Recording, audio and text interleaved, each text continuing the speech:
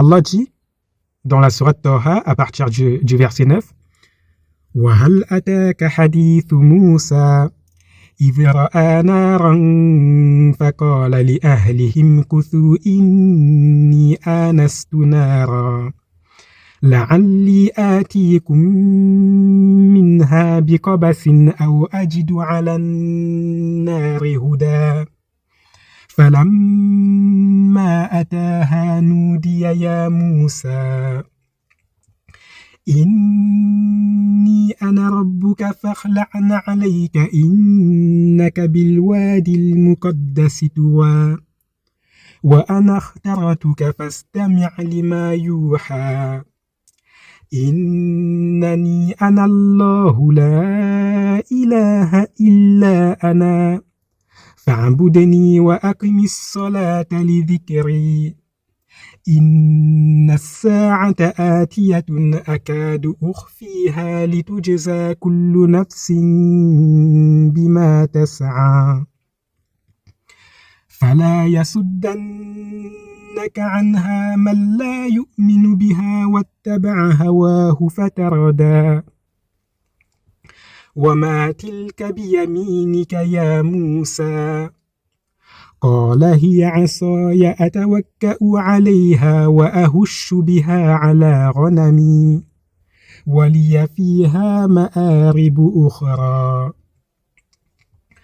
قَالَ أَلْقِهَا يَا مُوسَىٰ فَأَلْقَاهَا فَإِذَا هِيَ حَيَّةٌ تَسْعَىٰ قَالَ خُذْهَا وَلَا تَخَفْ سنعيدها سيرتها الأولى واضمم يدك إلى جناحك تخرج بيضاء من غير سوء آية أخرى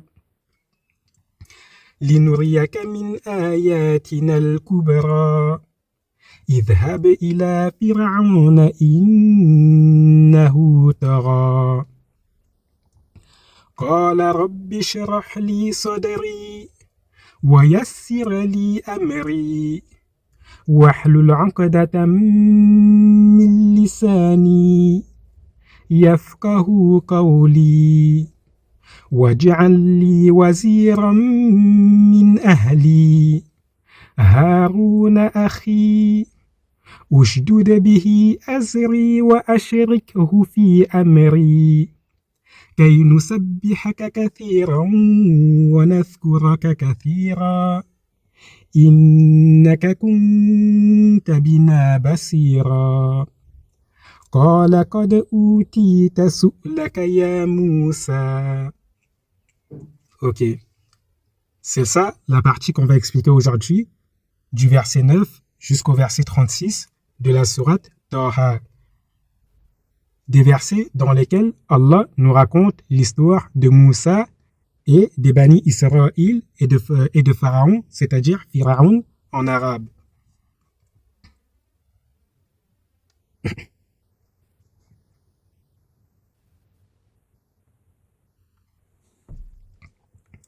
Dans le verset 9, Allah dit وَهَلْ أَتَاكَ حَدِيثُ مُوسَى, c'est-à-dire le récit de Moïse t'est-il parvenu?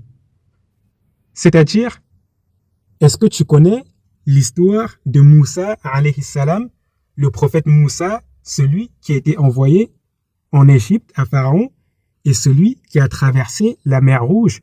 T'est-il parvenu son histoire? Est-ce que tu connais son histoire? Et bien sûr, ici, Allah il pose la question au prophète Muhammad, car ces versets ont été descendus sur lui.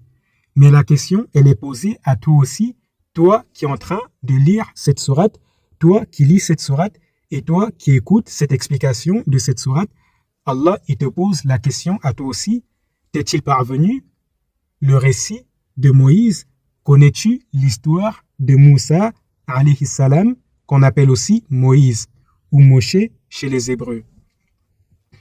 Puis Allah continue en disant إذ رأى نارا فقال لأهله امكثوا إني آنست نارا لعلي آتيكم منها بقبس أو أجد على النار هدى c'est-à-dire إذا رأى نارا, c'est-à-dire lorsque Moussa alayhi salam vit du feu. فقال لأهلهم كثوا إني آنست نارا. Et lorsqu'il vit ce feu de loin, il dit aux gens qui étaient autour de lui, le mot ahlun en arabe, ça ne veut pas spécifiquement dire la famille, mais ça veut dire aussi l'entourage. Par exemple, on dit, vous connaissez tous l'expression ahlus sunnah, les gens de la sunnah. Ça ne désigne pas une famille, ça veut dire les gens, une communauté. Ahlun, ça veut dire une communauté qui sont assemblés autour d'une idéologie ou bien autour d'une personne. Et Moussa, lorsqu'il vit ce feu, il n'était pas seul, il était accompagné. Et il dit à ceux qui étaient autour de lui, patientez ici. Faqala li ahlihim kuthu. Il dit, restez ici. Il dit à ceux qui lui tenaient compagnie, à ceux qui étaient avec lui, il leur dit, restez ici. Inni anastu nara. J'ai vu du feu, j'ai aperçu du feu de loin. Puis Moussa, il continua en disant, la'alli atikum minha biqabasin aw ajidu ala an-nari huda. C'est-à-dire, peut-être je vais vous apporter de ce feu un tisson de feu afin qu'on puisse se réchauffer et afin qu'on puisse avoir de quoi allumer des feux si besoin.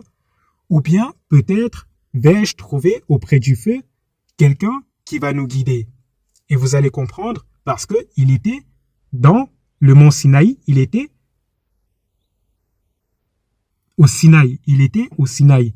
Donc là-bas, il était parti là-bas pour promener, pour paître le bétail de Jéthro, qu'on appelle aussi Shuaïb en arabe, le prophète Shuaïb, qui était le beau-père de Moussa.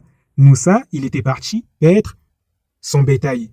Et pendant qu'il était en train de paître son bétail au Sinaï, il a aperçu du feu de loin et il a dit à ceux qui étaient avec lui, patientez ici, j'ai aperçu du feu de loin, je vais aller, peut-être vais-je vous apporter un tisson de feu ou bien peut-être vais-je trouver un guide auprès du feu, quelqu'un à qui je pourrais poser des questions et qui pourrait me conseiller, que ce soit en termes de cheminement ou bien que ce soit en termes du domaine dans lequel nous sommes d'élevage. Et, simple parenthèse, à l'époque de Moussa, les gens, ils faisaient paître des bétails et ils pouvaient aller très loin pour paître du bétail. C'est-à-dire que les pâtres, c'est-à-dire les éleveurs de brebis, les éleveurs, que ce soit des brebis, des bœufs ou autres, ils avaient du bétail et ils confiaient le bétail à un de leurs servants et ce servant allait paître le bétail où bon lui semble. Puis, à la fin, il ramenait le bétail auprès de son maître afin que le maître fasse le compte, afin que le pâtre, le maître, il fasse le compte. Puis, il allait faire un autre voyage pour paître le bétail, car parfois, le bétail, il était extrêmement nombreux et il n'y avait pas assez d'herbe dans un seul endroit. Et c'est pour cela, par exemple, que dans l'histoire de Youssouf, Yacoub, c'est-à-dire Jacob, qu'on appelle aussi Israël, il envoyait ses fils pour paître du bétail et il pouvait aller très loin à des trentaines, des cinquantaines, des kilomètres pour paître le bétail. Et c'est pour cela que Moussa, qui habitait chez son beau-père, Jéthro, le père de sa femme, Sophia, il s'est retrouvé au Sinaï car il était parti paître le bétail. Car c'était ça le travail de Moussa pendant qu'il était au Sinaï. Son travail, c'était de paître le bétail pour son beau-père Jéthro. Et ici, Allah nous dit que pendant qu'il était en train de paître ce bétail au Sinaï, il a aperçu du feu de loin. C'est-à-dire qu'il a vu quelque chose qui scintillait de loin à l'aspect du feu. Et il en a déduit de ce qu'il voyait que c'était du feu. Et il a dit à ceux qui étaient avec lui, ceux qui l'accompagnaient pour paître le bétail, il leur a dit, restez ici, j'ai vu du feu, peut-être vais-je vous apporter un tisson de feu afin que nous nous réchauffions avec, ou bien peut-être vais-je trouver un guide auprès du feu. C'est-à-dire quelqu'un pour me guider dans mes questions et dans mes affaires. Puis, Dans le verset 11, Allah dit فَلَمَّا أَتَاهَا نُودِيَ يَا مُوسَى. C'est-à-dire, lorsqu'il atteint l'endroit où il y avait ce feu, il fut interpellé. Ô Moïse, Ya Moussa, falamma ataha, lorsqu'il atteint ce feu, lorsqu'il eut atteint l'endroit où se trouvait ce feu, il fut interpellé. Ô Moïse, Ya Moussa, ô Moïse. Noudia, ça veut dire interpellé, et ici, comment dire? Sans rentrer dans la grammaire, le shem, fu'ila, noudia, ça veut dire que on ne désigne pas, on ne te dit pas qui l'a interpellé. On sait qui l'a interpellé, mais Allah ne dit pas que c'est lui qui l'a interpellé. Il dit que Moïse, il a été interpellé, on ne sait pas par qui. Et bien sûr, vous allez avoir la réponse après de qui est celui qui a interpellé Moïse. Moïse, il fut interpellé, Noudia, Ya Moussa, ô Moïse.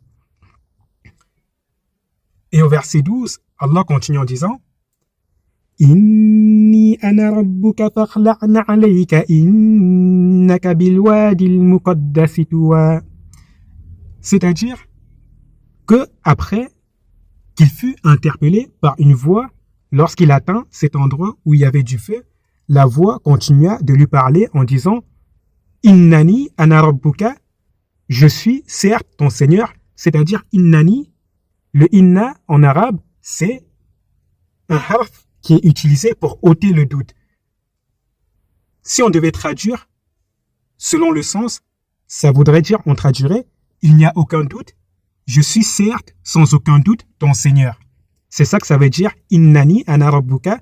Si on devait traduire correctement, ce serait, certes, je suis sans aucun doute ton Seigneur. Donc, quand Moussa, il a atteint l'endroit où il y avait le feu, il a atteint l'arbre où il y avait le feu, et on va y revenir après, il y a une voix qui l'a interpellé en lui disant « Ya Moussa, ô Moïse », et la voix a continué à parler à Moussa du feu en disant « Je suis, certes, sans aucun doute, ton Seigneur ».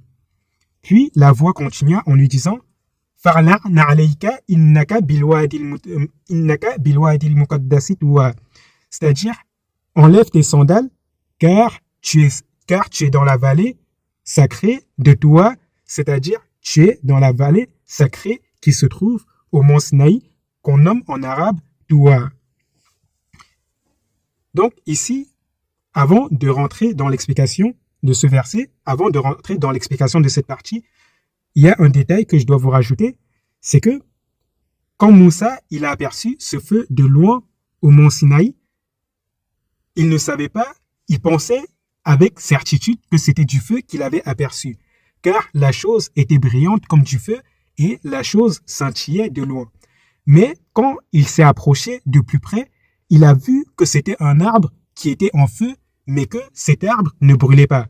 C'est-à-dire que il a vu un arbre qui était en feu, comme vous voyez, comme les arbres qui sont en feu que vous avez déjà vus, mais le feu qu'il y avait sur cet arbre ne brûlait pas les feuilles. Je ne sais pas si vous arrivez à concevoir. C'est-à-dire, l'arbre, il était en feu, mais le feu ne consumait pas l'arbre. Et, devant cet événement, Moussa, il a été surpris. Et, dans sa surprise, il y a une voix qui l'a interpellé de dans le feu. C'est-à-dire, il y a une voix dans le feu qui a parlé directement à Moussa de voix vive. Et cette voix, c'était la voix d'Allah, c'était la voix de Dieu, le créateur de l'univers, car l'univers n'a pas de créateur. Donc, cette voix, qui était la voix de Dieu, a interpellé Moïse en lui disant « Ya Moussa, ô Moïse, je suis certes, sans aucun doute, ton Seigneur. Enlève tes sandales, car tu es dans la vallée sacrée de Toua, un endroit sacré qui se trouve sur le mont Sinaï. » Et la raison pour laquelle Allah lui a ordonné d'enlever ses sandales, c'est parce qu'il est de coutume et de loi universelle que quand on entre dans un endroit sacré, on enlève ses sandales. Ça, c'est de base dans la tradition religieuse. Quand on entre dans un endroit sacré, de base, on enlève ses sandales. on va dire, pour vous expliquer pourquoi, c'est un signe de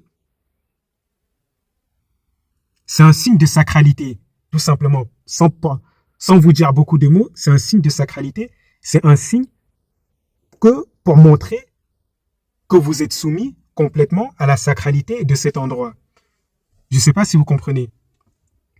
Je vais vous donner un exemple, comme ça vous allez comprendre. La mosquée, c'est un endroit sacré. La mosquée, quand on entre dans une mosquée, on entre avec le pied droit. Pourquoi on entre avec le pied droit? Pour montrer, parce qu'on sait que c'est un endroit sacré, un endroit où on doit rentrer en étant soumis. Je ne sais pas si vous avez compris, c'est un endroit où on entre en étant soumis. Et oui, ZNK, c'est un acte de piété, c'est un geste de piété aussi.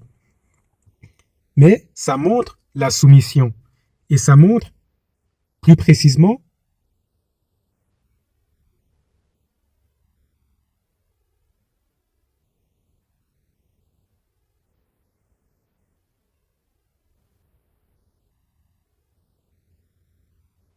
la vénération qu'on a pour cet endroit.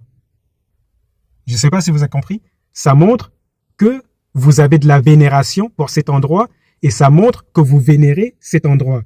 Et le mot vénérer, ça veut dire montrer un respect profond. Voilà.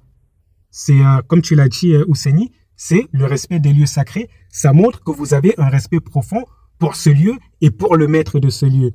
Le maître de ce lieu qui est Allah. Et wa alayka salam FSBM. Et aussi, comme tu l'as dit Moutou, c'est une règle de propreté parce que quand on marche, on peut marcher sur les impuretés, ainsi de suite, et on ne doit pas ramener des impuretés dans un endroit sacré. Et comme on l'a dit, Allah, c'est pour cela que ici, dans le verset 12, Allah nous dit qu'il a dit à Moussa d'enlever ses sandales car il était sur un endroit sacré qui est le mont Toua, la vallée sacrée de Toua qui se trouve sur le mont Sinaï. Allah lui a demandé d'enlever ses sandales parce que c'est un endroit sacré et parce qu'il faut montrer de la vénération quand on entre dans un endroit sacré, de la vénération, c'est-à-dire un respect profond pour ce lieu et un respect profond pour le maître de ce lieu qui est Allah. Puis, dans le verset 13, Allah il dit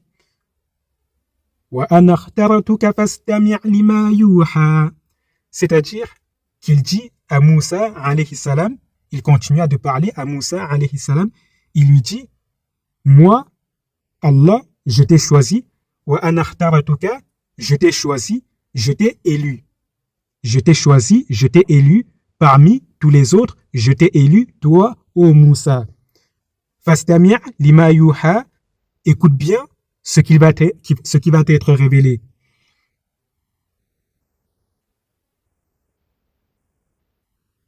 C'est-à-dire, écoute bien ce que ton Seigneur va te dire, écoute bien ce que ton Seigneur va t'inspirer, écoute bien ce que ton Seigneur va te montrer et va t'enseigner des choses qui sont cachées. Car une révélation, dans le langage, une révélation, wahi, c'est quelque chose qui était caché, mais qui a été dévoilé. C'est ça, une révélation, c'est quelque chose qui a été caché et qui est dévoilé. C'est-à-dire, ici, si on devait traduire correctement, ça voudrait dire, fastamir lima yuha, c'est-à-dire, écoute bien ce qui va être dit, écoute bien ce qui va être révélé, des choses cachées que tu ne sais pas et que personne ne sait. Puis, Allah continue en nous disant, c'est quoi cette révélation qu'il demande à Moussa d'écouter attentivement. Allah dit cette révélation à Moussa en lui disant dans le verset 14, Innani ana rabbuka, innani ana rabbuka innani ana Allahu la ilaha illa ana fa'budni wa aqimis salata li dhikri. C'est-à-dire que la première chose qu'Allah il a révélé à Moussa sur le mont Sinaï, c'est Innani anallahu la ilaha illa ana. C'est-à-dire, Innani, encore une fois de plus, c'est un harfu tawkid, c'est-à-dire il est là pour affirmer une chose et enlever tout le doute que tu peux avoir sur ce qui va être dit. Et Ce sur quoi on ne doit pas douter, c'est ce qu'Allah dit après avoir enlevé tout doute en disant Innani, c'est-à-dire Innani anallahu, c'est-à-dire je suis, certes, je suis sans aucun doute, Allah, je suis sans aucun doute la seule et unique divinité. La ilaha illa ana, il n'y a aucune divinité en dehors de moi. Toutes les autres divinités en dehors de moi sont fausses. C'est-à-dire que la chose que Allah il a dit à Moussa d'écouter attentivement, la chose qu'Allah a dit à Moussa qu'il allait lui révéler et qu'il devait écouter attentivement, c'est que Moussa devait savoir que Allah est la seule et unique divinité et que toutes les autres divinités qui existent en dehors d'Allah ne sont que des fausses divinités, ce ne sont que des créatures, des choses, des créatures d'Allah ou bien des créations façonnées par des humains à partir des éléments qui ont été créés par Allah. Les anges qui sont adorés, qui étaient adorés en dehors d'Allah, ce sont des créatures d'Allah. Donc par conséquent, ce ne sont pas des vraies divinités si quelqu'un essaye de faire croire que ce sont ces anges, ces divinités. De la même manière que les démons qui sont adorés, qui étaient adorés en dehors d'Allah par les sorciers et vers qui les sorciers attiraient leurs adeptes, ce sont des fausses divinités parce que ces démons, ce sont des créatures d'Allah qui sont soumis à la volonté d'Allah et qui vivent dans l'univers d'Allah et qui ne peuvent exister qu'en vivant dans l'univers d'Allah. De la même manière que les hommes qui s'autoproclamaient divinités, que ce soit Pharaon ou bien que ce soit n'importe quel autre, que ce soit Pharaon, que ce soit Nimrod, que ce soit Ashur, que ce soit les Baals, ou bien que ce soit n'importe quelle autre divinité, ou bien n'importe quel autre ange qui a été pris comme divinité, ou bien n'importe quelle autre entité qui a été érigée en divinité par les humains. Allah nous dit ici qu'il a dit à Moussa que tout cela, ce sont des fausses divinités, qu'Allah, il est la seule et unique vraie divinité, parce que Allah, il est le seul qui a tout créé et qui n'est pas créé. Et tout ce qui existe sont des créatures d'Allah, et tout ce qui existe ne peut exister qu'en existant dans l'univers d'Allah. Et que si quelqu'un est dépendant de l'univers d'Allah et n'est pas capable de créer son propre univers et d'aller vivre dans son propre univers tout seul, celui-là n'est pas une divinité. Comme Allah nous le dit dans la sourate Ar-Rahman, lorsqu'il dit, il interpelle les humains et les djinns en leur disant « Si vous pouvez quitter le royaume des cieux et de la terre, faites-le, mais vous ne le pouvez pas, car vous n'avez pas le pouvoir pour faire cela. Et si vous n'avez pas le pouvoir pour quitter le royaume des cieux et de la terre qui appartient à Allah, alors soumettez-vous à lui, parce que vous êtes ses sujets, vous êtes ses créatures. » Donc, encore une fois de plus, la première chose qu'Allah il a révélée à Moussa, c'est qu'il est la seule et unique divinité et qu'il n'y a nulle autre divinité en dehors de lui. Et toute chose ou toute créature qui est prise comme divinité en dehors de lui, toute créature vivante, animée ou inanimée, qui est prise comme divinité en dehors d'Allah, n'est qu'une fausse divinité. Et après avoir révélé à Moussa qu'il est la seule et unique divinité, Allah lui a donné un ordre en lui disant « Fa'budni wa aqimis salata li dhikri » c'est-à-dire « Fa'budni, adore-moi, wa aqimis salata li dhikri » Quand Allah dit ici « Fa'budni », c'est-à-dire « Tu ne dois adorer que moi ». De la même manière que je t'ai dit que je suis la seule et unique divinité, de la même manière que tu ne trouveras jamais aucune divinité en dehors de moi, de cette même manière, ô Moussa, c'est moi seul que tu dois adorer, adore-moi seul et n'adore jamais personne en dehors de moi. Et c'est pour cela que le premier pilier de l'islam, c'est de témoigner la ilaha illallah, c'est-à-dire de témoigner qu'Allah est la seule et unique divinité et de se désavouer de tout ce qui est adoré en dehors d'Allah et de n'adorer qu'Allah seul. C'est pour cela que c'est ça le premier pilier de l'islam, c'est la ilaha illallah wa muhammadun rasulullah, de témoigner qu'Allah est la seule et unique divinité, le seul qui doit être adoré, le seul qui doit être adoré, et de l'adorer conformément à ce qu'il a révélé à son messager. Et après qu'Allah ait ordonné à Moussa de l'adorer car il est la seule et unique divinité, Allah lui dit « Wa aqimis salata li dhikri » et accomplis la prière pour te souvenir de moi. Parce qu'il ne suffit pas de témoigner qu'Allah il est la seule et unique divinité et il ne suffit pas de n'adorer et de n'invoquer qu'Allah. Il faut aussi faire des prières. Il ne suffit pas de témoigner qu'Allah est la seule divinité, la seule unique divinité, et de l'invoquer. Il faut aussi faire la prière. Pour se souvenir de Dieu, ici, Allah, il ordonne à Moussa de faire la prière. Et ce verset vous permet de comprendre une chose, c'est que après le premier pilier vient le deuxième pilier. Et le deuxième pilier, il est là pour te maintenir accroché au premier pilier. Parce que Allah, il a bien dit ici, wa aqimis salata li dhikri, et accomplis la prière pour te souvenir de moi. Parce que celui qui dit qu'il est croyant, qu'il croit qu'Allah, il est la seule et unique divinité, mais qui n'accomplit pas la prière et qui mène une vie oisive, celui-là, il finira par oublier son Seigneur et il finira par tomber dans le mal.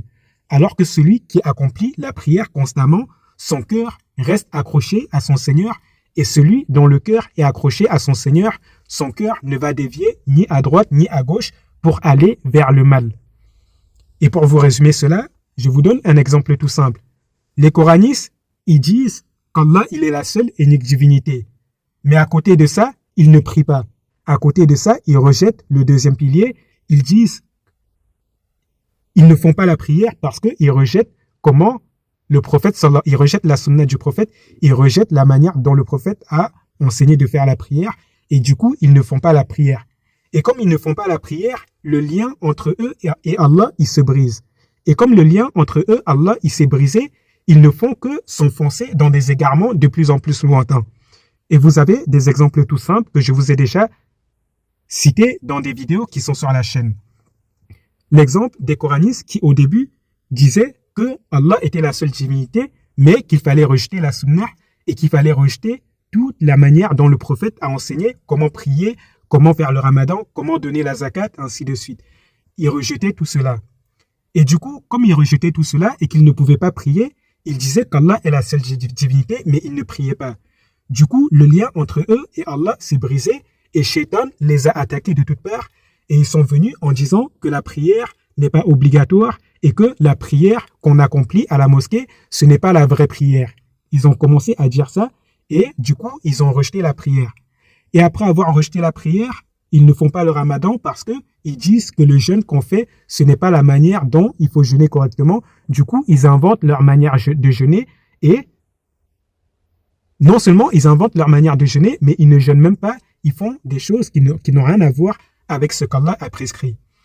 Et après cela, ils ne donnent pas la zakat, étant donné que si tu veux donner la zakat, tu dois te fier à comment le prophète a enseigné comment donner la zakat.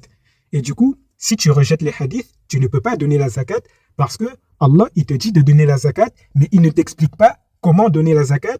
C'est le prophète, sous l'inspiration d'Allah, qui t'explique ce verset par ces mots.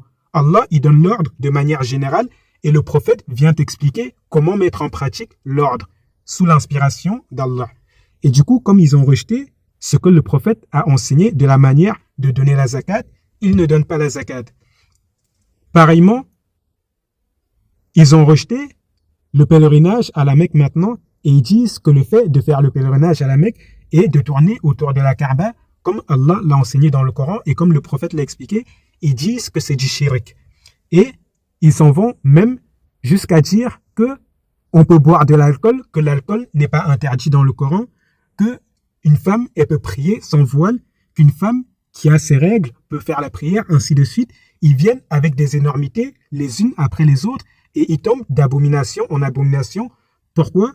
Parce que ils ont refusé de se soumettre, ils ont refusé d'accomplir la prière et Allah a brisé le lien entre eux et lui. Car s'ils accomplissaient la prière, ils auraient été obligés de suivre, d'accepter la sunnah du prophète. Et s'ils acceptent la sunnah du prophète, ils ne vont pas tomber dans tous ces égarements car ils vont être obligés d'admettre que le chemin qu'ils ont pris est mauvais. Bref. Et tout cela, ça vous montre pourquoi la prière est le deuxième pilier de l'islam.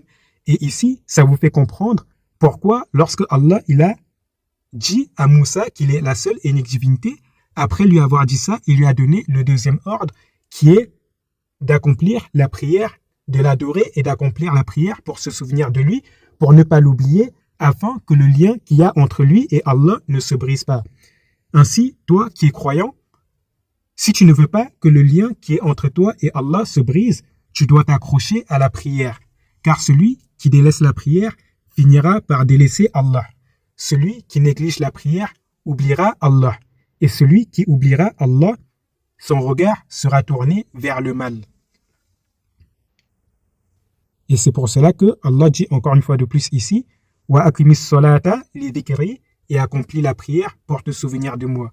Donc vous qui êtes croyants, vous devez savoir que Allah est la seule et unique divinité et qu'il n'y a nulle divinité en dehors d'Allah, le créateur de l'univers. Allah, que les juifs ils appellent Yehovah ou Adonai, c'est la même personne. Ou bien les chrétiens ils appellent le Père qui est aux cieux, c'est la même personne, c'est Allah. Allah, dans le Coran, il s'est nommé Allah, mais dans les législations précédentes, il s'est nommé de manière différente, que ce soit le Père céleste, le Père qui est au ciel, ou bien que ce soit Yehovah, ou bien que ce soit Adonai, ou bien que ce soit Ash-Shaddai, ou bien que ce soit Al-Aliyoun. Tout ça, c'est toujours Allah, car tout ça, c'est toujours le Dieu de Abraham, de Moïse et de Jacob.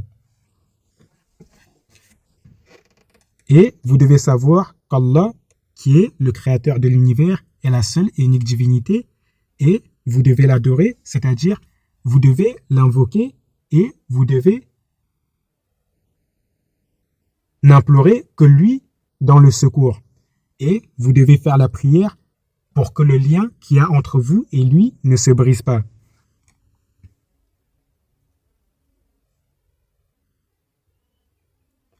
Puis, déjà, avant de continuer, est-ce que vous avez bien compris cette partie? Est-ce que quelqu'un a une question sur cette partie?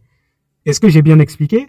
S'il y a quelque chose que j'ai mal expliqué, n'hésitez pas à me poser la question, je vous l'expliquerai de nouveau. Et s'il n'y a pas de question, ça veut dire que tout a été bien expliqué et on continuera s'il n'y a pas de question. Et si jamais il y a des gens qui m'ont passé le salam pendant que je parlais, je vous dis wa alaykoum salam wa rahmatullahi wa barakatuh. Et si jamais il y a des gens qui ont posé des questions hors sujet, je vous prie d'attendre la fin de l'explication, la fin du tafsir, avant de poser vos questions. À ce moment-là, je serai à vous.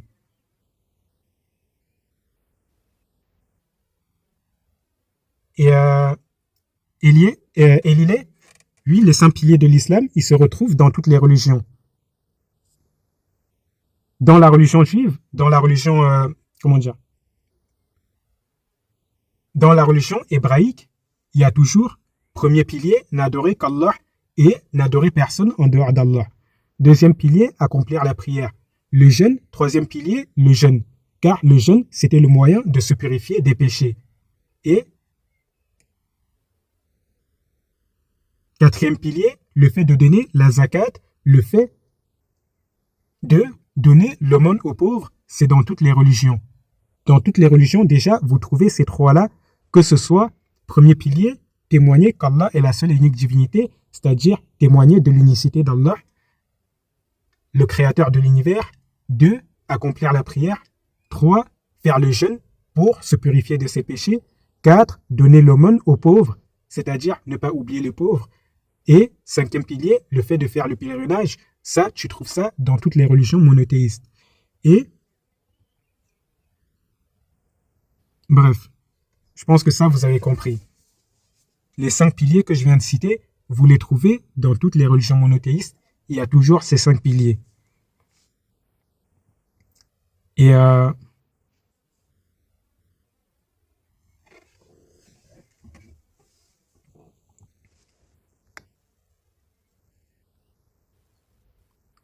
Salih, tu demandes, c'était avant qu'il soit envoyé au pharaon? Oui, ici, ce qu'on est en train de raconter, c'est avant que Moussa soit envoyé à Pharaon, c'est-à-dire à Pharaon, et ça, on va y en venir après.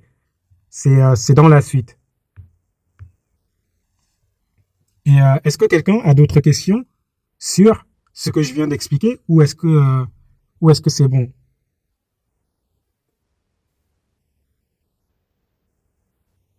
Et si jamais il n'y a pas de questions, ça veut dire que tout a été bien expliqué. Et s'il n'y a pas de questions, c'est bon. Ok, Salih, il dit que c'est bon, donc je continue l'explication. Dans le verset 15, Allah continue de parler à Moussa, de lui faire les révélations. Et comme on a dit, Allah, il a dit, Fastamir lima yuha, c'est-à-dire écoute attentivement avant de faire ses révélations à Moussa. Allah lui a dit d'écouter attentivement ce qui va lui être révélé. Et comme on a dit, une révélation, c'est une chose qui était cachée, qu'on met au grand jour. C'est-à-dire montrer à quelqu'un quelque chose qui lui était caché auparavant. Dire à quelqu'un quelque chose qu'il ne savait pas, montrer à quelqu'un quelque chose qu'il n'avait jamais vu et qui était caché. C'est ça une révélation. Une révélation, c'est mettre au grand jour quelque chose qui est caché. Et donc Allah continue de faire des révélations à Moussa après lui avoir fait des révélations sur le premier pilier du monothéisme, à savoir témoigner qu'Allah est la seule et unique divinité, et sur le deuxième pilier, le fait d'accomplir la prière. Allah continue ses révélations à Moussa dans le verset 15 en disant Inna as-sa'ata atiyatun akadu ukhfiha litujza kullu nafsin bima tas'a. Donc ici, Allah continue de faire ses révélations à Moussa sur le mont Sinaï, au Sinaï, en lui disant Inna as-sa'ata atiyatun. Encore une fois de plus, Inna, c'est un harf at-tawkid qui vient ôter tout doute sur ce qui va être dit. Donc, je disais que Allah, ici dans le verset 15, il dit à Moussa Inna as-sa'ata atiyatun akadu ukhfiha litujza kullu nafsin bima tas'a. Inna, comme je vous le disais, est un harf at-tawkid. Un harf at-tawkid, il sert à confirmer, à ôter le doute sur ce qui va être dit.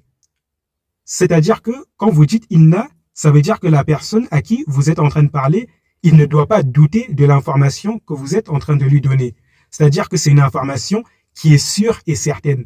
Quand vous voyez que une phrase commence par inna ou bien anna, ça veut dire que ce qui suit cette phrase est sûr et certain. Ce qui suit le harf inna ou anna, c'est quelque chose qui est sûr et certain, quelque chose sur laquelle vous ne devez pas douter.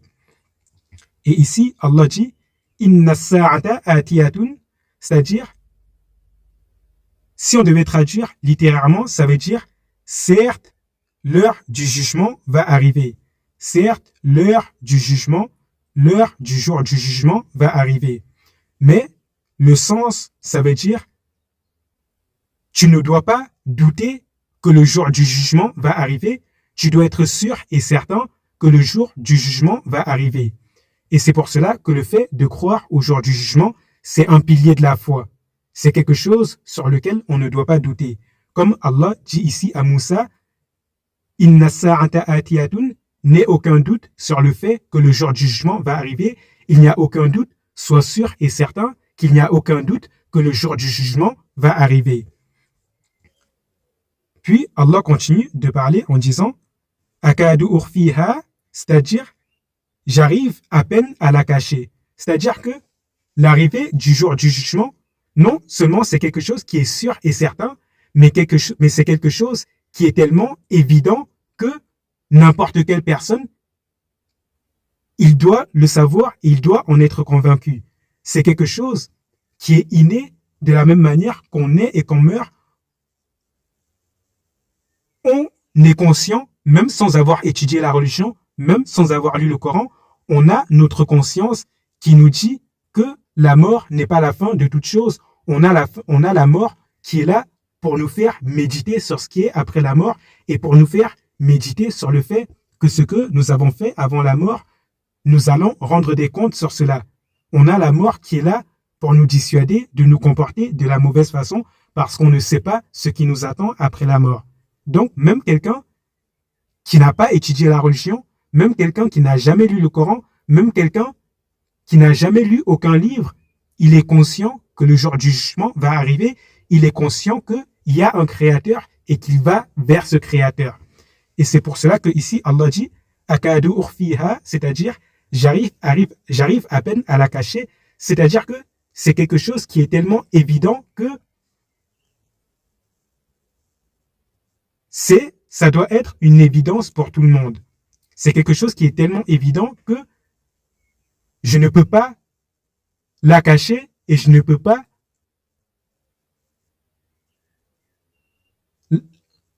cacher cette information aux gens. Je ne sais pas si vous avez compris. C'est-à-dire, akadu urfiha, c'est-à-dire, c'est tellement quelque chose qui est évident que je ne peux même pas me permettre de ne pas l'affirmer aux gens. Tellement c'est déjà quelque chose d'évident pour eux. Et bien sûr, cela ne veut pas dire qu'Allah n'est pas capable de cacher le jour du jugement, mais ça veut dire que c'est une évidence, tout simplement. Puis, Allah dit, puis à la fin du verset 15, Allah nous explique pourquoi le jour du jugement doit arriver, pourquoi l'heure du jugement doit arriver en disant « Litujza kullu nafsin bima tas'a » c'est-à-dire afin que chaque âme soit rétribuée selon ses actes. C'est-à-dire que afin que celui qui a fait le bien soit récompensé par le bien et afin que celui qui a fait le mal soit rétribué selon le mal qu'il a fait. C'est-à-dire le jour où la façon dont on a marché dans ce monde déterminera notre issue. Le jour de l'examen, le jour, on va dire, le jour de la remise des bulletins et le jour de la remise des diplômes où ceux qui ont bien travaillé dans ce monde, ils vont réussir et ceux qui ont mal travaillé, ils vont échouer de la même manière que l'enfant qui travaille bien à l'école, lorsque le moment de l'examen arrive, il réussit l'examen haut la main et celui qui a mal travaillé à l'école, lorsque le jour de l'examen arrive, il échoue. De cette même manière, Allah nous dit que le jour du jugement est là afin que chacun soit rétribué selon ses actes, afin que chacun récolte ce qu'il a semé dans ce monde. Et encore une fois de plus, ici, c'est la troisième chose qu'Allah a révélée à Moussa, c'est-à-dire après lui avoir révélé son unicité et après lui avoir révélé la prière, il lui a révélé que le jour du jugement, il lui a révélé la foi au jour du jugement, il lui a révélé que le jour du jugement va arriver et qu'il ne doit pas douter que le jour du jugement va arriver et que ce jour-là, chacun sera rétribué selon ses actes. Donc, vous devez croire qu'Allah est la seule et unique divinité.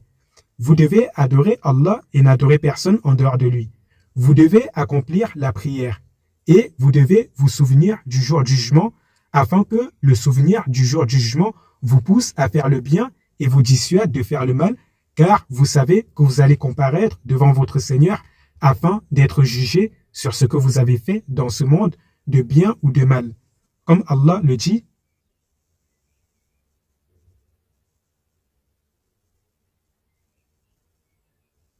فَمَنْ يَعْمَلْ مِثْقَالَ ذَرَّةٍ خَيْرًا يَرَهُ وَمَنْ يَعْمَلْ مِثْقَالَ ذَرَّةٍ شَرًّا يَرَهُ. C'est-à-dire le jour du jugement, celui qui aura fait un bien, aussi petit soit-il, verra ce bien, et celui qui aura fait un mal, aussi petit soit-il, verra ce mal.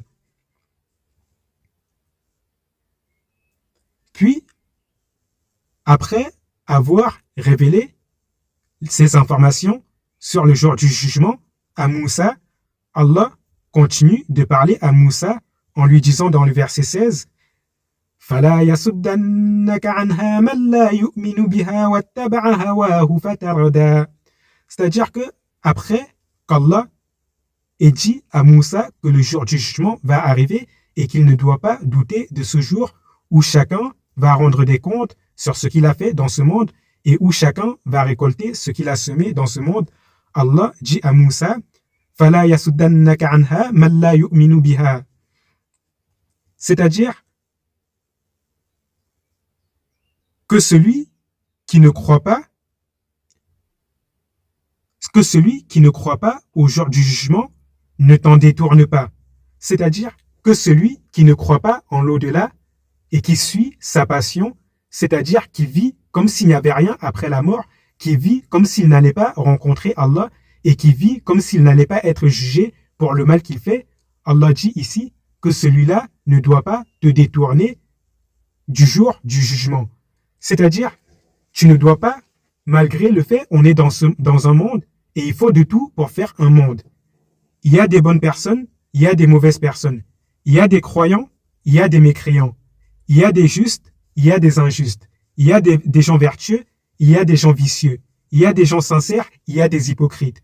Et toi, tu ne dois pas te faire distraire ni par les mécréants, ni par les hypocrites, ni par les injustes, ni par les vicieux, ni par ceux qui suivent leur passion.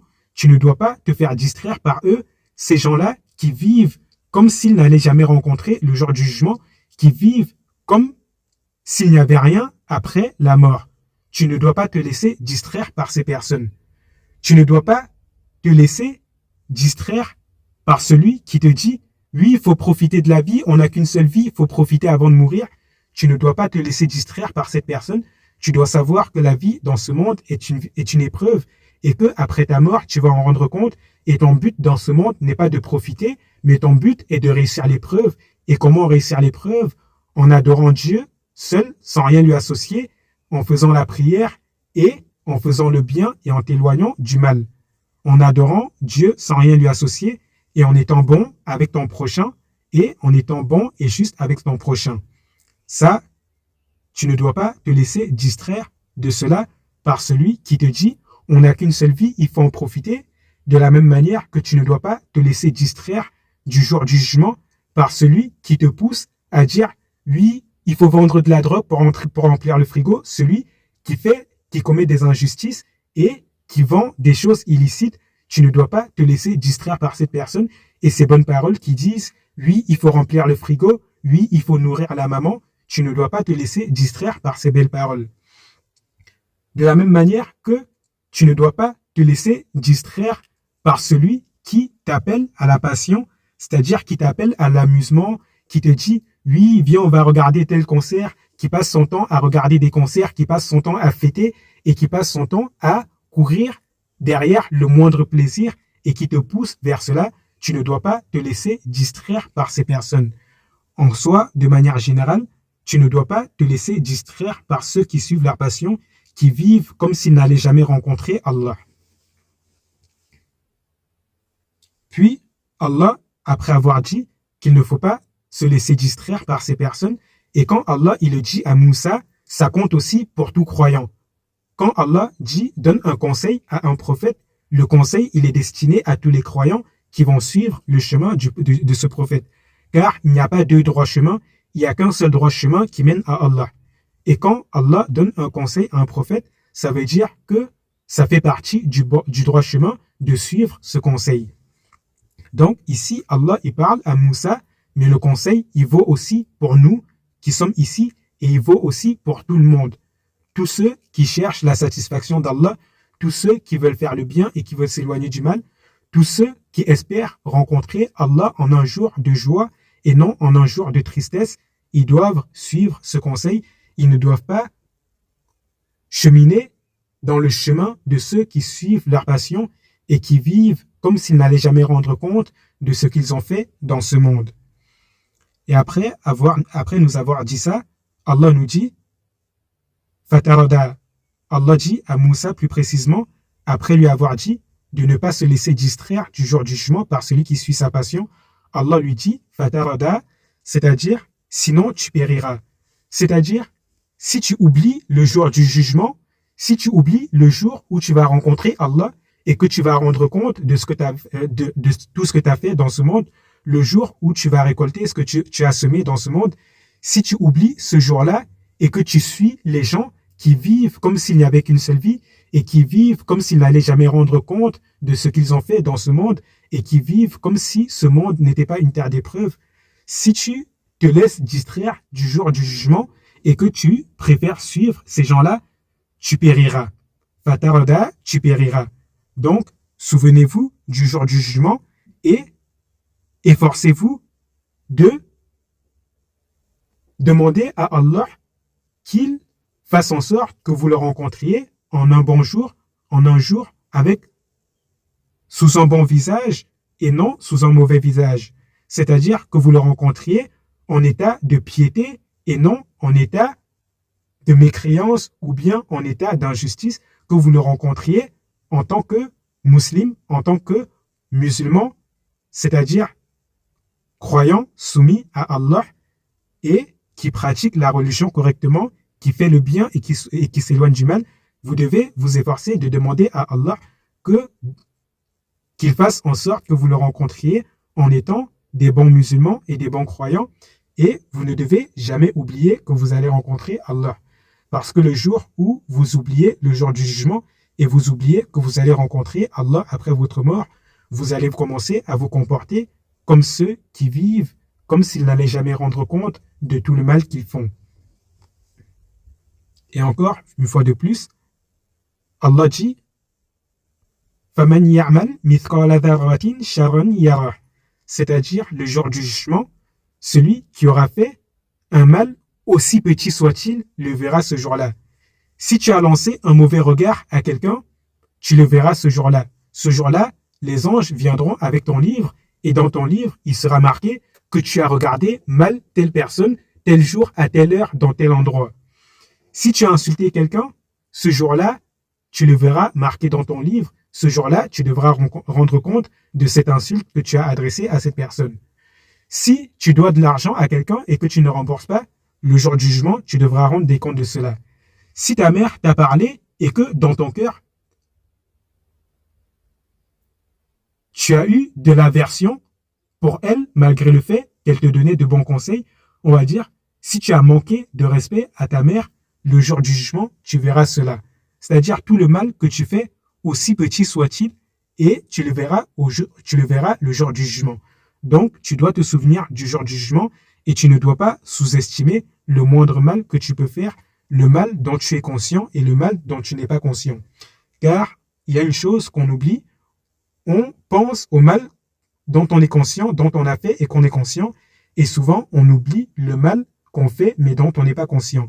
Exemple, quand vous sortez de chez vous et que vous marchez pour aller là où vous devez aller, vous écrasez des fourmis, des bêtes sans vous en rendre compte, tellement ces bêtes sont petites. Cette bête, elle ne vous a rien fait de mal, vous l'avez écrasée de manière injuste. Et ça reste un péché, quand bien même vous ne l'avez pas fait exprès, ça reste un péché.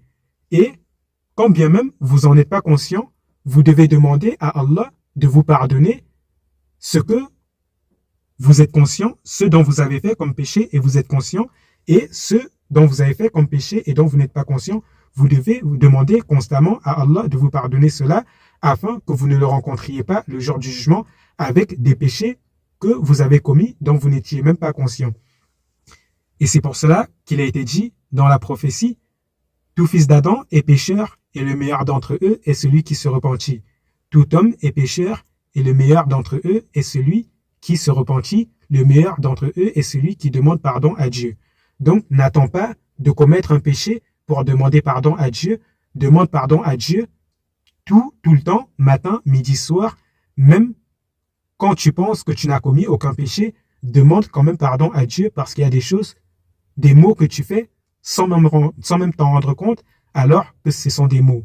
C'est-à-dire mots au pluriel de mal. Bref. Et ici,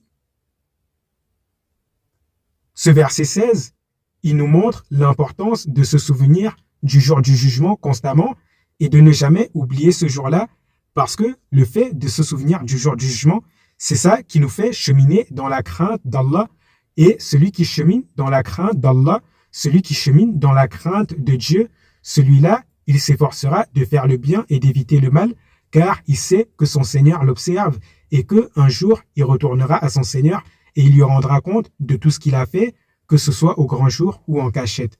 Donc, ce verset nous montre l'importance de se souvenir du jour du jugement et ce verset nous montre les bienfaits de se souvenir du jour du jugement et de ne jamais l'oublier, car le fait de se souvenir du jour du jugement, ça nous évite de tomber dans les passions, car celui qui chemine dans la crainte de Dieu ne tombe pas dans les passions. Et est-ce que vous avez bien compris cette partie? Si jamais quelqu'un a une question par rapport à ce que je viens d'expliquer, qu'il la pose, je lui expliquerai. Et si jamais il n'y a pas de question, ça veut dire que tout a été bien compris.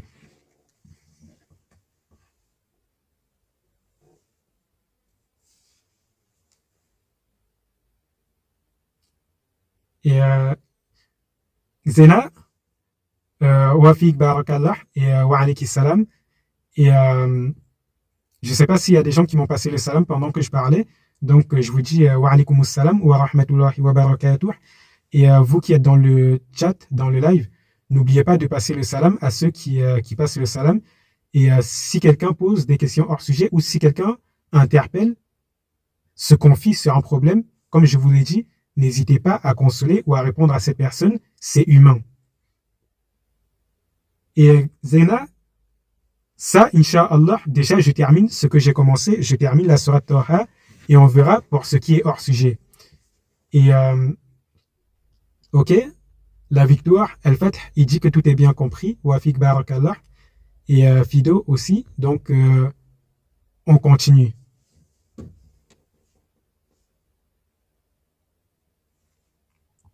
Puis, dans le verset 17, Allah dit, Allah continue de parler à Moussa au Sinaï auprès de l'arbre flamboyant, c'est-à-dire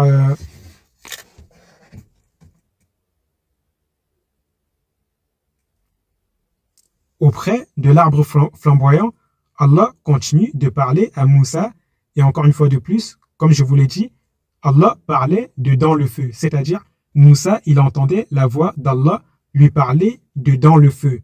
Et le feu était sur l'arbre et l'arbre était en train de brûler, mais les feuilles et les tiges de l'arbre ne se consumaient pas. C'est-à-dire l'arbre était en feu, mais il ne brûlait pas. Et dedans l'arbre, Allah, la voix d'Allah parlait à Moussa et Moussa entendait la voix d'Allah de voix vive. Et Moussa entendait la voix d'Allah de la même manière que vous m'entendez parler actuellement. Donc, Allah continue et Allah, au Sinaï, il continua de parler à Moussa en disant Wa ma tilka biyaminika ya Moussa. C'est-à-dire, Allah demanda à Moussa Wa ma tilka biyaminika, c'est-à-dire, et qu'est-ce que tu as dans ta main, ô Moïse? Wa ma tilka biyaminika, et qu'as-tu dans la main, ô Moïse? Et bien sûr, avant de commencer l'explication du verset, ici, sachez que quand Allah demande à Moussa « Qu'as-tu dans la main, ô Moïse ?» ça ne veut pas dire qu'Allah ne sait pas ce que Moïse il a dans la main.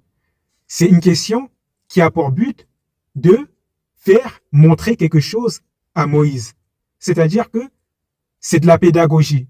Je ne sais pas si vous comprenez quand je dis que c'est de la pédagogie. C'est-à-dire Allah interpelle Moïse et de manière pédagogique, il lui dit « Qu'est-ce que tu as dans la main ? Viens, on parle de ce que tu as dans la main, ô Moïse. » C'est ça que ça veut dire quand Allah dit « Wa ma tilka biyaminika ya Moussa », c'est-à-dire, littéralement, ça veut dire « Qu'as-tu dans la main, ô Moïse ?» Mais dans le sens, ça veut dire « Viens, on parle de ce que tu as dans ta main, ô Moïse. » Parlons de ce que tu as dans ta main, ô Moïse. Car Allah, il est omniscient, il sait tout et rien ne lui échappe. Et il savait ce que Moïse avait dans la main, mais Allah voulait parler de ce que Moïse avait dans la main. Il voulait que lui et Moïse, ils parlent de ce que Moïse avait dans la main. Et pour que tous deux parlent de ce que Moïse a dans la main, Allah l'a interpellé sur cela en lui disant « Qu'as-tu dans la main, ô Moïse ?» Et pour vous donner un exemple, c'est un peu comme quand il y a un enfant. Un enfant, je vous donne un exemple tout simple. Vous êtes en train de marcher dans la rue, vous croisez un enfant. Et cet enfant, il a un couteau dans la main. Vous ne connaissez pas cet enfant et vous savez que ce couteau, il est dangereux pour l'enfant et vous devez lui dire que c'est pas bien d'avoir un couteau sur lui. C'est un enfant, il a 6-7 ans. Vous allez lui dire salut, vous allez lui dire salut et l'enfant, le petit, il va vous dire salut et vous allez dire c'est quoi ça que tu as dans la main? Il va te dire oui, c'est un couteau, oui, c'est un opinel que j'utilise pour me protéger. Ou bien, imaginons, il a un briquet dans la main, vous allez dire, c'est quoi que tu as dans la main? L'enfant, il va vous dire, oui, c'est du feu, c'est un briquet que j'utilise pour faire du feu. Et là, vous allez dire à l'enfant, tu sais que c'est pas bien de jouer avec le briquet parce que si tu te brûles avec le feu, ça va te faire très mal et la cicatrice ne va jamais partir. Vous voyez un peu la chose. Quand cet enfant qui a un briquet dans la main, quand vous lui dites, c'est quoi que tu as dans la main? Ça ne veut pas dire que vous ne savez pas ce qu'il a dans la main. Vous comprenez? Et c'est un peu comme les parents. Parfois, vous allez faire une bêtise. Et vos parents, ils savent très bien que c'est vous qui avez fait cette bêtise. Imaginons, votre mère, elle a laissé une nourriture au frigo pour votre père. Et vous, dans votre maison, il n'y a que votre mère, votre père et vous. Et pendant que votre mère n'est pas là, vous mangez la nourriture que votre mère avait laissée dans le frigo pour votre père. Et quand votre mère rentre, elle va vous demander, tu sais qui a mangé la nourriture de papa qui était dans le frigo? Ça ne veut pas dire que votre mère, elle ne sait pas que c'est vous qui avez mangé ça. Mais c'est juste qu'elle pose la question pour lancer le sujet, elle pose la question pour tourner votre esprit vers ce sujet. Je ne sais pas si vous avez compris l'exemple. Et de cette même manière, ici, quand Allah il demande à Moussa, Wama tilka biyaminika ya Moussa, qu'as-tu dans la main, ô Moïse? Cela ne veut pas dire qu'Allah ne sait pas ce que Moïse a dans la main, mais c'est que Allah veut montrer un signe à Moïse à travers ce que Moïse a dans la main, et avant de lui montrer ce signe, il veut tourner son attention vers ce que Moïse a dans la main. Ce sont des règles d'éloquence, tout simplement. Pour vous résumer de manière claire, ce sont des règles d'éloquence. Ce sont des règles d'éloquence et de pédagogie lorsqu'on discute avec quelqu'un. On ne fait pas rentrer la personne dans le sujet de manière brutale. On fait la chose petit à petit avec pédagogie. On fait entrer la personne dans le sujet avec tact et pédagogie. Car la brutalité, ça ferme le cœur, tout simplement. Puis, Allah nous dit qu'après qu'il ait demandé à Moussa, qu'as-tu dans la main, ô Moïse, Wama tilka biyaminika ya Moussa, Moussa répondit à Allah en lui disant, Qala hiya asaya atawakka'u 'alayha wa ahushu biha 'ala ghanami wa liya fiha ma'aribu ukhra. C'est-à-dire Qala, c'est-à-dire Moïse, Moussa alayhi salam, il répondit à Allah, Hiya asaya, c'est-à-dire c'est mon bâton que j'ai dans la main, atawakka'u 'alayha, je l'utilise pour m'appuyer. C'est-à-dire je l'utilise pour m'appuyer quand je marche, parce que Moussa, il allait paître les bétails de Jéthro et il marchait énormément. Pour aller paître le bétail, pour aller dans les endroits où il y avait de la verdure, il devait marcher, il devait faire des kilomètres et des kilomètres. Et donc, son bâton, il se servait pour s'appuyer pendant qu'il marchait. Première chose, première utilité du bâton de Moussa, il dit à Allah qu'il l'utilise pour s'appuyer quand il marche, ou bien quand il se tient debout, ou bien quand il veut s'asseoir, il s'appuie dessus pour s'asseoir, ainsi de suite. Puis, Moussa continue en disant Wa ahushu biha ala ghanami, c'est-à-dire, il me sert aussi à effeuiller pour mes moutons. C'est-à-dire, il me sert lorsque je rencontre un arbre, lorsque je vais dans un endroit où il y a un arbre, je l'utilise, mon bâton, pour faire tomber les feuilles de l'arbre afin que mes moutons y mangent. De la même manière que lorsqu'on arrive dans un endroit où il y a des plantes, ainsi de suite, je l'utilise pour faucher afin que mes moutons y mangent ces feuilles et ces plantes que j'ai fauchées, ainsi de suite. Donc, deuxième utilité, Moussa a donné une deuxième utilité de son bâton à Allah en lui disant qu'il l'utilise pour effeuiller pour ses brebis, pour ses moutons. Puis, Moussa continua d'expliquer ce qu'il avait dans la main en disant Waliya fiha ma'aribu ukhra, c'est-à-dire, et j'en fais d'autres usages, c'est-à-dire, je fais plein d'autres choses avec mon bâton en dehors de ces deux choses. C'est-à-dire, j'utilise mon bâton pour m'appuyer quand je marche, je l'utilise pour effeuiller pour mes moutons et je fais plein d'autres choses avec. C'est ce que Moussa, il a répondu à Allah lorsqu'Allah lui a dit « Qu'as-tu dans la main, ô Moïse ?» Et bien sûr, comme je vous l'ai dit, Allah, il savait déjà tout cela. Mais Allah, il voulait montrer un signe à Moussa à travers son bâton. C'est pour cela qu'il lui a posé la question. Et Moussa, il lui a répondu sincèrement.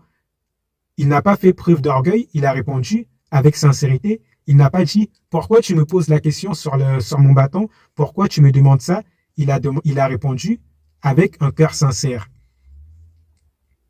Et ça, encore une fois de plus, ça fait partie de la manière dont on apprend à quelqu'un qui a un cœur sain.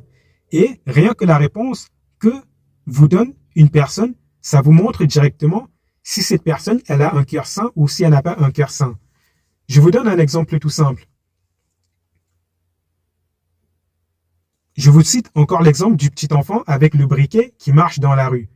Vous interpellez l'enfant, vous lui dites salut, c'est quoi que tu as dans la main? Vous savez très bien que c'est un briquet, mais vous voulez lui montrer la dangerosité du briquet qu'il a dans la main. Vous lui dites, c'est quoi que tu as dans la main? Si l'enfant, il vous dit, c'est mon briquet, je l'utilise pour jouer, pour allumer des feuilles, ainsi de suite, pour brûler des feuilles et pour m'amuser. Cet enfant, il vous a répondu sincèrement, donc là, vous pouvez lui donner le conseil que vous vouliez lui donner. Mais un enfant qui n'a pas un cœur sincère, un cœur sain, il va vous dire, pourquoi tu me demandes ça? Il va mentir, ou bien, vous voyez un peu ce que je veux dire. Cet enfant, soit il va vous mentir, soit il va vous dire, pourquoi tu me demandes ça? Mais il va donner une réponse fermée. Une réponse, quand je dis fermée, c'est, il va fermer son esprit et il va vous donner une réponse avec un esprit fermé. Et à partir de là, vous savez que cet enfant n'est pas apte à recevoir le conseil que vous voulez lui donner. Et je pourrais vous donner quoi comme exemple?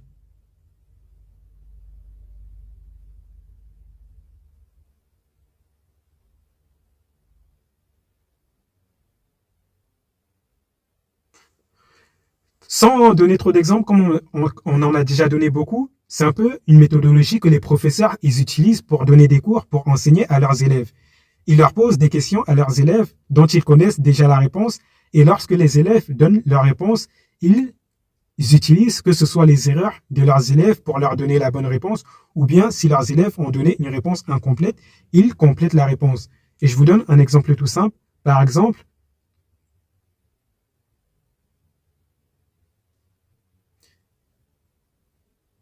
supposons, je vous donne un exemple extrêmement simple. J'ai fait un songe. Et dans ce songe,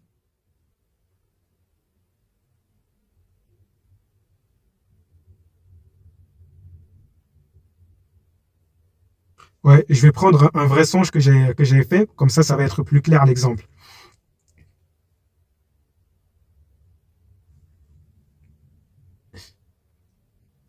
J'avais fait, non, je vais utiliser un autre encore plus simple. Là, j'allais vous donner un simple, mais je vais utiliser un encore plus simple.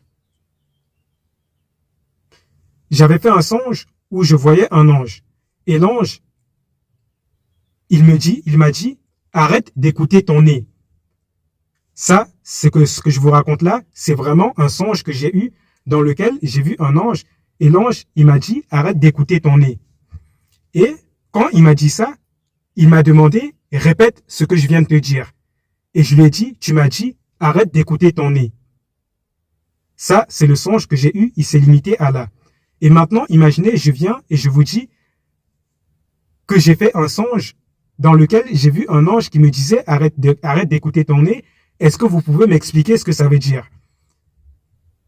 Je vais vous demander ça pour vous donner l'interprétation afin que vous puissiez apprendre comment interpréter le signe du nez dans les songes. Donc, je sais ce que ça veut dire ce songe. Mais je vous pose la question pour vous apprendre une chose. Vous comprenez un peu? De la même manière que je pourrais vous donner quoi d'autre comme exemple?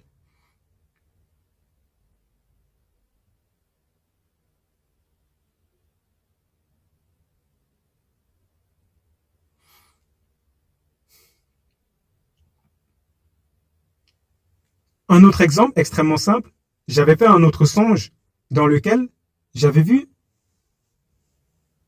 un, un ange. Il m'avait donné quoi déjà? Hmm. Il m'avait donné de l'argent. Si je ne me trompe pas, ça fait très longtemps que j'avais fait ce songe, c'était en 2019. Il m'a donné... Non, il m'avait pas donné de l'argent, il m'avait donné une plante. Il m'avait dit, va soigner tes yeux. Il m'avait dit, c'est pour soigner tes yeux, va soigner tes yeux. C'est explicitement ce songe-là que j'ai fait. J'avais vu un ange, il m'avait donné une plante et il m'avait dit, c'est pour soigner tes yeux, va soigner tes yeux. Et dans la journée, quand je me suis réveillé, à ce moment-là, j'étais SDF. Et, mais sauf que ça ne se voyait pas parce que non seulement je ne sortais pas en public, mais j'étais assis dans mes escaliers. Et il y a un monsieur, il est venu et il m'a donné une pièce de 2 euros. Il m'a dit, va t'acheter un café. Et par rapport au songe que j'avais fait dans la nuit, j'ai compris que ces 2 euros, ce n'était pas pour aller m'acheter du café, mais c'était pour aller le donner en aumône afin de soigner mes yeux.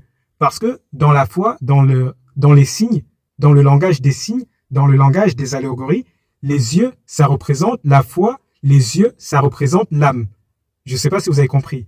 Donc, quand il m'a dit, va soigner tes yeux, c'est va purifier ton âme, va soigner ta foi avec cet argent. Et du coup, cet argent, je l'ai donné en aumône pour purifier ma foi, tout simplement. Afin qu'Allah me pardonne un péché que peut-être que j'avais commis inconsciemment et afin qu'Allah m'efface mes péchés par cette aumône.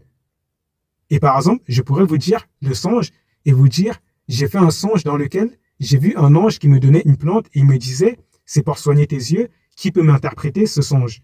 Je sais ce que ça veut dire, mais je vous pose la question pour vous montrer, pour vous expliquer le signe et pour vous faire comprendre le signe de l'œil dans le langage des rêves. Bref. Et de cette même manière, ici, quand Allah, une fois de plus, il dit à Moussa, wa ma tilka biyaminika, c'est pour attirer, c'est pour enseigner quelque chose, c'est parce que Allah, il va enseigner quelque chose à Moussa alayhi salam. Et du coup, il lui pose cette question, c'est une question d'introduction afin de lui montrer ce qu'il veut lui montrer, de lui révéler ce qu'il veut lui révéler. Et wa alayka salam yaken. Et n'oubliez pas, quand quelqu'un il passe le salam, n'oubliez pas de lui rendre le salam. C'est une obligation de répondre au salam. À chaque fois que quelqu'un passe le salam et que vous ne lui répondez pas, vous commettez un péché. Puis, dans le verset suivant, comme on a dit, Moussa, il a répondu à Allah, c'est mon bâton que j'utilise pour m'appuyer, je l'utilise aussi pour effeuiller pour mes moutons et j'en fais d'autres usages, je fais plein d'autres choses avec mon bâton. Et Allah, une fois que Moussa, il a donné cette réponse à Allah, là, Allah, il est allé là où il voulait aller avec Moussa à travers sa question en lui disant « Al-Qiha ya Moussa, Al-Qiha ya Moussa ». C'est-à-dire « Fa-Al-Qiha ya, Qala Al-Qiha ya Moussa ». C'est-à-dire, Allah dit à Moussa « Lance-le ». C'est-à-dire, Allah dit « Lance-le ô Moïse, lance ton bâton ô Moïse, jette-le ô Moïse ». Al-Qiha ya Moussa, jette ton bâton ô Moïse. Puis, dans le verset suivant, le verset 20, Allah nous dit فَأَلْقَاهَا فَإِذَا هِيَ حَيَّةٌ تَسْعَى. C'est-à-dire, Moussa, il lança son bâton et voilà que son bâton devint un serpent qui rampait. C'est-à-dire que Allah, premièrement, il a posé la question à Moussa pour lui tourner son attention vers son bâton. Et après que Moussa ait répondu à la question d'Allah, Allah lui a dit « Lance ton bâton ô Moïse ». Et Moussa, il a lancé son bâton et son bâton s'est transformé en un serpent qui rampait sur le sol, en un vrai serpent qui rampait sur le sol. Et au verset 21, Allah nous dit قَالَ خُذْهَا وَلَا تَخَفْ سَنُعِيدُهَا سِيرَتَهَا الْأُولَى. C'est-à-dire, Allah lui dit, attrape-le, attrape ce serpent, ô Moïse. قَالَ خُذْهَا وَلَا تَخَفْ. C'est-à-dire, Allah lui dit, خُذْهَا, attrape-le, attrape ce serpent, وَلَا تَخَفْ, et n'aie pas peur. Car, quand Moïse, il a lancé son bâton et que son bâton s'est transformé en serpent, Moïse, il a eu peur. Parce que le serpent, il inspire la peur naturellement. N'importe qui voit un serpent, il a peur. Quand tu marches dans la nature, que tu vois un serpent, tu as peur. Ça, c'est naturel. Même tous les animaux, ils se méfient des serpents parce que le serpent, c'est l'animal le plus perfide de la nature. C'est l'animal le plus vicieux et le plus perfide de la nature, c'est le serpent. Et c'est le plus dangereux aussi avec son venin. Donc, Moussa, quand il vit son bâton se transformer en serpent, il a eu peur. Il a eu peur de ce serpent qui était en train de ramper devant lui. Et Allah lui dit, khudha wa la takhaf. C'est-à-dire, khudha, attrape-le, attrape ce serpent, Moïse. Wa la takhaf, et n'aie pas peur. Puis, Allah continue en disant, sanu'iduha sirataha al-ula. C'est-à-dire, lorsque tu l'auras attrapé, nous le ferons revenir à l'état du bâton. C'est-à-dire que ce serpent qui est en train de ramper sur le sol, qui est ton bâton que tu as lancé et qui s'est transformé en serpent, si tu l'attrapes, il va se retransformer en bâton.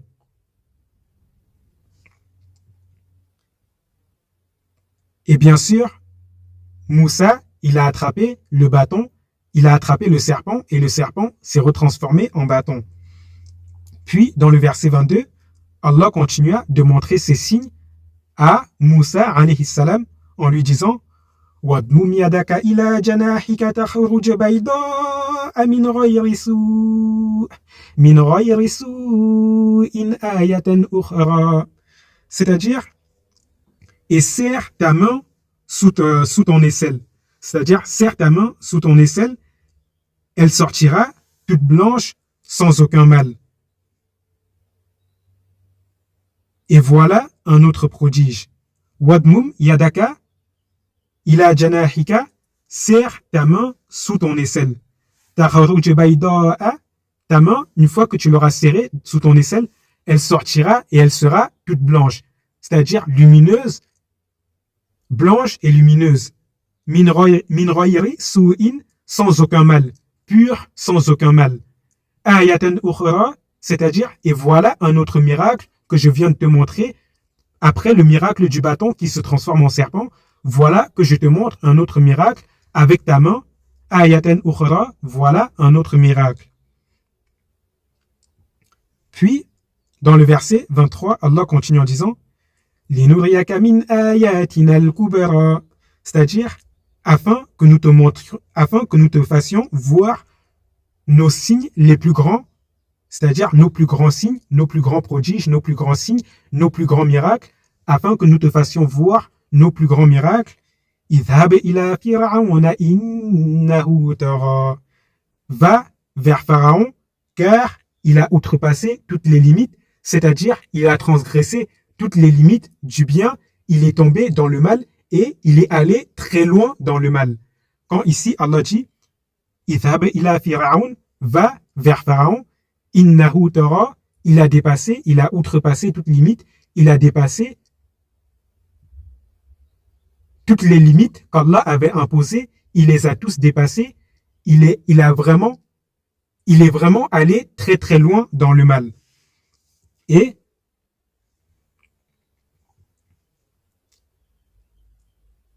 après que Allah ait demandé à Moussa d'aller vers Pharaon et de l'avertir contre ce qu'il faisait et contre ce qu'il disait, dans les versets 26, ainsi de suite, Allah nous dit que Moussa, il dit alors à Allah Qala rabbi shrah li sadri, c'est-à-dire Allah dit à Moussa, c'est-à-dire Qala rabbi, c'est-à-dire Moussa alayhi salam, il dit à Allah Rabbi shrah li sadri, c'est-à-dire Seigneur, ouvre-moi ma poitrine. Et c'est une métaphore quand on dit ouvre-moi ma poitrine, c'est-à-dire ouvre ma poitrine afin que j'accepte cette mission. Et est-ce que ça bug? Normalement, TikTok m'annonce que c'est vert. Ma connexion, elle est parfaite selon TikTok. Donc, d'ici, ça bug pas. Donc, si ça bug, dites-moi. Et bien sûr, je continue. Quand, ici, Allah nous dit que Moussa a dit Rabbi shrah li sadri, c'est-à-dire Seigneur, ouvre-moi ma poitrine. La métaphore ouvrir la poitrine, ça veut dire Seigneur, fais que j'accepte la mission, et fais que j'accepte tout ce que tu vas me montrer, et fais que je sois docile envers toi. C'est ça, quelqu'un dont la poitrine a été ouverte, c'est quelqu'un qui est docile à Dieu, quelqu'un qui est dans l'acceptation et qui est dans la soumission. Je ne sais pas si vous avez compris. Quand on dit qu'Allah il a ouvert le cœur de quelqu'un, c'est-à-dire que Allah il a permis que la foi, la soumission, la docilité et tous les attributs de celui qui chemine dans le droit chemin, c'est-à-dire Allah a fait entrer tout cela dans le cœur de la personne en même temps qu'il y a fait entrer la foi. Et bien sûr, ici, quand Moussa, il demande à Allah, Rabbi shrah li sadri, c'est-à-dire ouvre-moi ma poitrine, ô Seigneur, c'est-à-dire ouvre ma poitrine, ô Seigneur, c'est-à-dire Seigneur, fais-moi accepter tous ces prodiges, Seigneur, enlève de mon cœur toute peur, Seigneur, fais-moi accepter cette mission, aide-moi à accepter cette mission, et Seigneur, préserve-moi de toutes les pensées qui pourraient me pousser à aller à l'encontre de ce que tu veux de moi et de ce que tu m'as ordonné. Vous voyez un peu. Et Salih, lui, avant qu'on lui révèle, Moussa, il croyait en Allah, mais il ne connaissait pas Allah. Je sais pas, il croyait en Allah, mais il n'avait pas toutes les informations qu'Allah lui a données ici. Parce que ici, comme Allah le dit, il a fait une révélation à Moussa, c'est-à-dire il lui a dit des choses qu'il ne savait pas auparavant. Moussa, il croyait en Allah, mais il ne savait pas tout ce qu'Allah lui a dit ici. Parce que les Hébreux, ils croyaient en Allah. Les Hébreux, les Bani Israël, pour être plus précis, les Bani Israël qui sont des Hébreux, ils croyaient en Allah, le Dieu de Jacob, le Dieu de Isaac et de Abraham. Ils croyaient déjà tous en Allah. Mais sauf que ils ne connaissaient pas tous Allah. Tu vois un peu la différence. Ils n'avaient que très peu d'informations sur Allah et ils ne savaient pas comment adorer Allah correctement. Tout ce qu'Allah a prescrit dans la Torah pour que les Bani Israël l'adorent correctement, les Hébreux, ils n'avaient pas tout ça.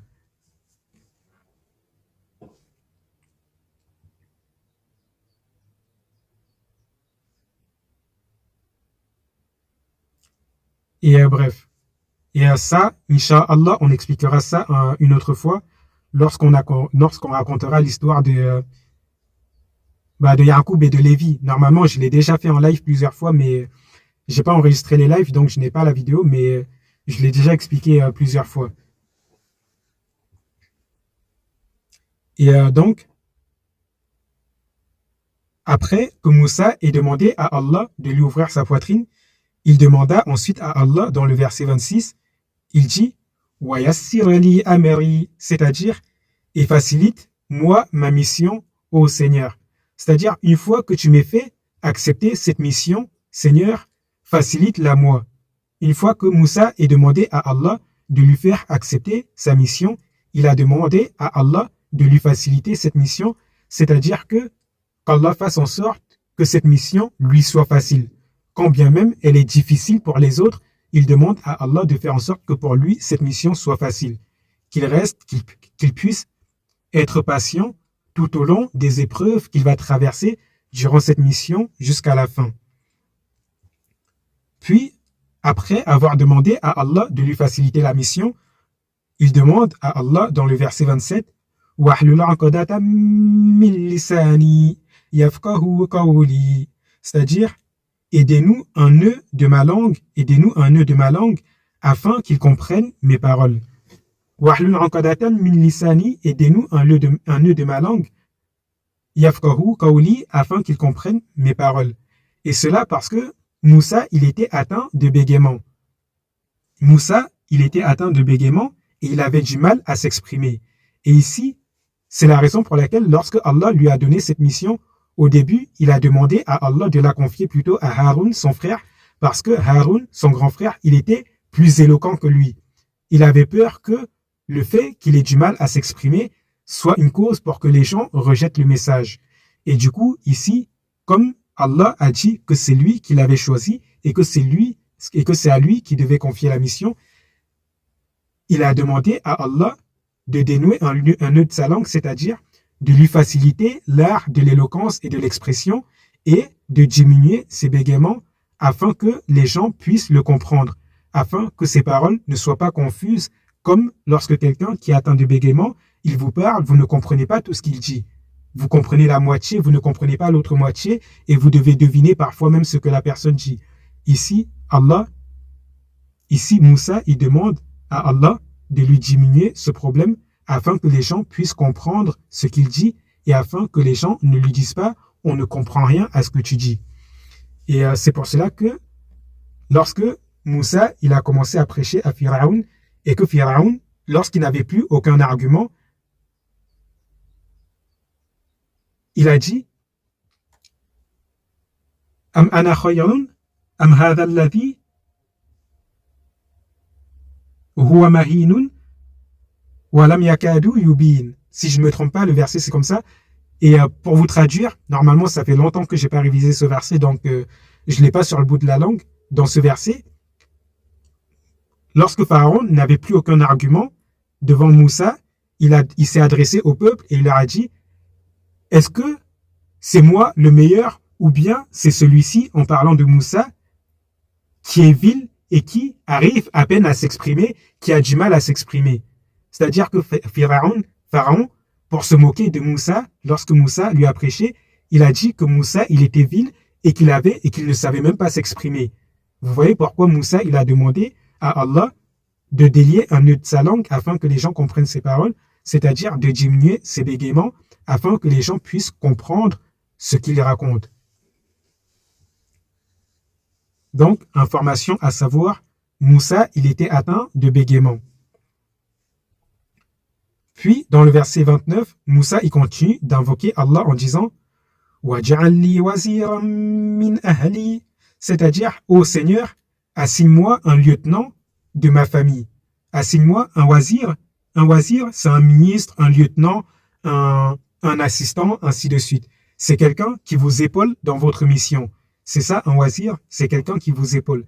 C'est-à-dire, assigne-moi quelqu'un pour m'épauler dans ma mission, ô Seigneur. Puis Moussa, il choisit son frère Haroun en disant Harouna Akhi, c'est-à-dire, ô Seigneur, fais de Haroun mon lieutenant et mon assistant dans ma mission que tu m'as confiée, à savoir aller avertir Pharaon. Puis, après avoir demandé à Allah de lui assigner Haroun comme soutien, il continue d'invoquer Allah en disant Ujdud bihi azri, c'est-à-dire accroît par lui ma force, c'est-à-dire fais en sorte que sa présence soit une force pour moi, c'est-à-dire assigne-le-moi comme assistant dans ma mission afin que à deux nous soyons plus forts. Wa ashrikuhu fi amri, et ici wa ashrikuhu fi amri, littéralement ça veut dire et associe-le à ma mission. Et dans le sens ici, Moussa, il demande à Allah de faire de Haroun un prophète afin que les preuves que tous deux amènent soient encore plus puissants et afin que personne ne doute. Car si c'est seulement Moussa qui vient avec des preuves, les gens peuvent douter. Mais si c'est deux prophètes qui viennent avec des preuves, là, les gens vont moins douter. Donc ici, Moussa, il a demandé à Allah de faire de Haroun, son grand frère, un prophète à ses côtés, afin que tous deux, ils soient plus forts. Puis, Moussa, il continue en disant c'est-à-dire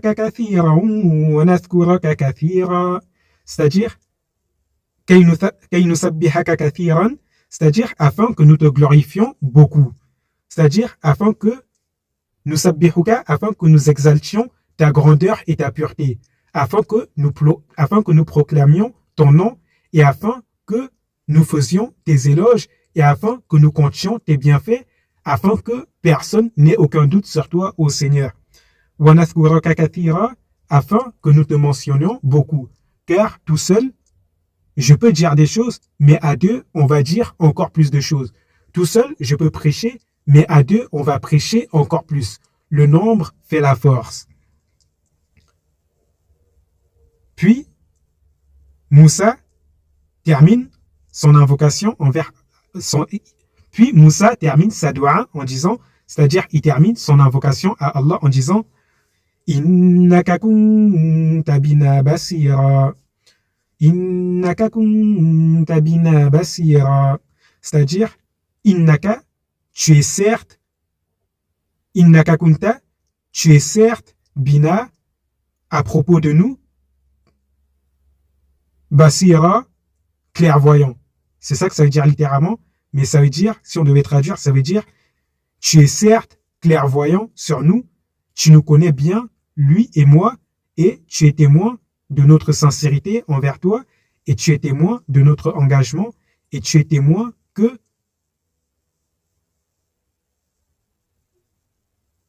nous ne voulions que proclamer ta grandeur. C'est-à-dire, encore une fois de plus, innaka kunta bina basira, tu es clairvoyant sur nous. Je ne sais pas si je dis seulement tu es clairvoyant sur nous, je ne sais pas si vous comprenez, dans le sens, on ne peut rien te cacher sur nous. Tu es clairvoyant sur nous, on ne peut rien te cacher sur nous, et nous, on ne peut rien te cacher au Seigneur.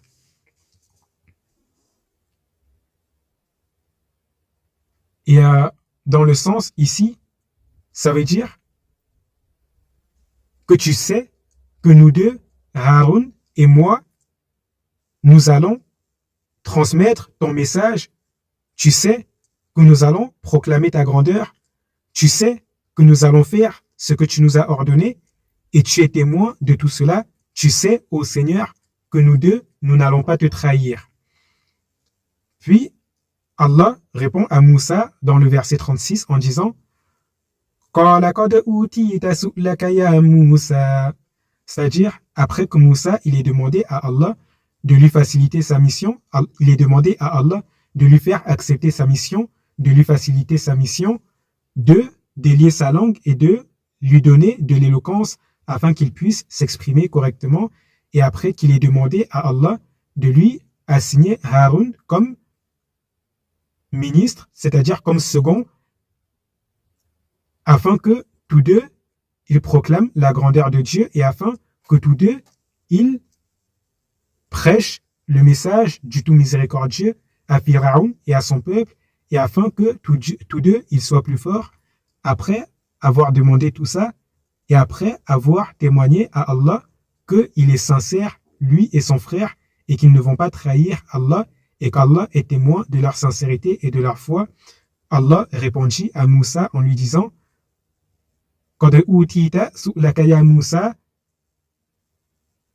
c'est-à-dire, tu es certes exaucé, ô Moïse. C'est ça que ça veut dire, si on doit traduire, ça veut dire, tu as été certes exaucé, ô Moïse, ta demande a été exaucée, ô Moïse. C'est-à-dire que ici, Allah nous dit qu'il a répondu à la dua de Moïse, c'est-à-dire Moussa, et qu'il lui a demandé ce qu'il a demandé. Il lui a ouvert son cœur, il a fait entrer la foi dans son cœur afin qu'il accepte sa mission. Il lui a facilité sa mission et il lui a donné de l'éloquence et il a fait diminuer son bégaiement afin qu'il s'exprime correctement et afin que les gens comprennent ce qu'il dit correctement. Et il a fait de son frère Haroun un prophète pour l'épauler dans sa mission. Allah lui a donné tout ça, tout ce que Moussa il avait demandé, Allah lui a donné tout ça. Et on va terminer sur ça aujourd'hui, Inch'Allah. Et s'il y a des questions, si vous avez des questions à poser, n'hésitez pas à les poser. Même si vous avez des questions hors sujet à poser, n'hésitez pas à poser, je vous répondrai, Inch'Allah. Et sur ce, l'explication de cette sourate Taha, elle se termine ici. Et prochainement, Inch'Allah, je vous expliquerai la suite, Inch'Allah. Là, on s'est terminé, on a fini au verset 36.